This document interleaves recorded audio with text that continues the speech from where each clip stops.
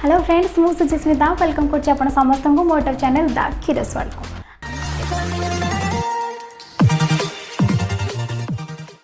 आमे समस्त जानचे भक्ति आगे सब फिका। जेमती भक्ति थाए मनीष सेठारे कारण खोजे ना। आम भारतीय विश्वास भक्ति उपर पर्यवसित। से तो आम देश में बहु मंदिर थिबा बेले यह पछरे बहु रोचक कथा जड़ित रही। फ्रेंड्स, आमे समस्त बुलवा को भल पाई था, से हायर स्टडी हो कि अन्य कौन कारण फॉरेन जीवार इच्छा समस्त थाए।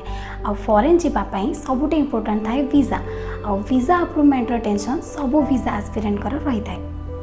हेले आपण जानी आश्चर्य हेबे, आम भारत में एभली एक मंदिर रही जो गले आपण वीजा केबे रिजेक्ट हेब ना।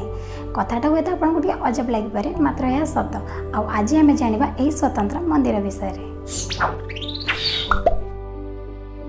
तेलंगानार चिलकुल रे एक 500 वर्ष पुराना वेंकटेश्वर मंदिर रही। यही मंदिर को लोक माने एक विशेष कारण सहित आसी थांती। एठारे लोक माने निजर वीजा अप्रूवमेंट रिक्वेस्ट नहीं आसी थांती। यही मंदिर वीजा मंदिर ना बेस परिचित। कहुए 1980 मसीह किसी इंजीनियरिंग स्टूडेंट हायर स्टडी पर यूएस जावाक चाहूले, मात्र सेमानकर वीजा बारंबार रिजेक्ट होता। यारी मध्य कॉलेज स्टूडेंट माने चिलकुर बालाजी मंदिर आसी एवं मंदिर को 11 थर परिक्रमा करी वीजा अप्रूव पाई मनस्कामना करथिले। परे परे सबु स्टूडेंट्स करो वीजा अप्रूव हो जाइतिला एवं से माने पुणी थरे एही मंदिर को आसी 108 परिक्रमा करथिले एवं एही मंदिर को वीजा बालाजी मंदिर नामे नामकरण करथिले। सेबेटारो एही मंदिर वीजा बालाजी मंदिर नारे बेस परिचित।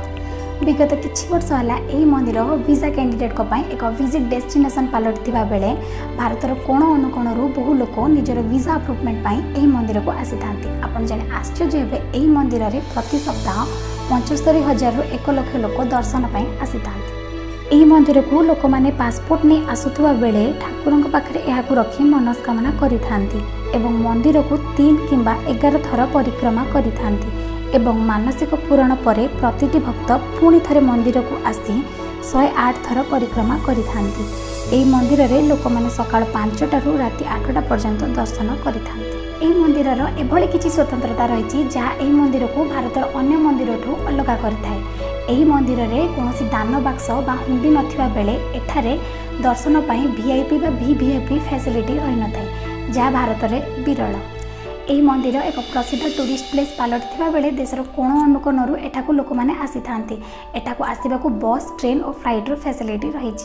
जदि आपण एही मंदिर बाय रोड आसीबाकू चाहंती तेबे हैदराबाद सिटी रु आपण प्राइवेट बस किंबा कैब रे जाई परिबे। जदि आपण ट्रेन रे आसीबे तेबे हिमायतनगर रेलवे स्टेशन रु लोकल ऑटो किंबा रिक्शा द्वारा एठाकू पहुंची परिबे। जदि आपण फ्लाइट रे आसीबाकू चाहंती तेबे हैदराबाद एयरपोर्ट रु प्रायतः 21 किलोमीटर जीवाकू पड़िबो एवं आपण सहजरे बस किंबा लोकल ट्रांसपोर्ट व्यवहार करी एही मंदिर को आसी परिबे। 21st सेंचुरी रे वीजा अप्रूव नहीं ए मंदिर उपरे थिबा विश्वास को कई अंधविश्वास मध्य कहि पारंती, मात्र श्रद्धालुओं भक्ति ही समस्त को एही मंदिर को टाणी आनी थाए। भक्ति और आस्थार उत्कृष्ट उदाहरण होछि एही मंदिर। फ्रेंड्स, मोर प्रीवियस वीडियो को आपण माने बहुत भल रेस्पॉन्स देथिबारु समस्त को धन्यवाद। आशा करे मोर ए वीडियोटी मध्ये आपण समस्त को भल लागिवो। जदि आपण एभली जणा जणा कथा उपरे अधिक जानिया को चाहंती तेबे लाइक करंतु, शेयर करंतु, सब्सक्राइब करंतु मोर YouTube channel the curious world. नमस्कार, जय जगन्नाथ।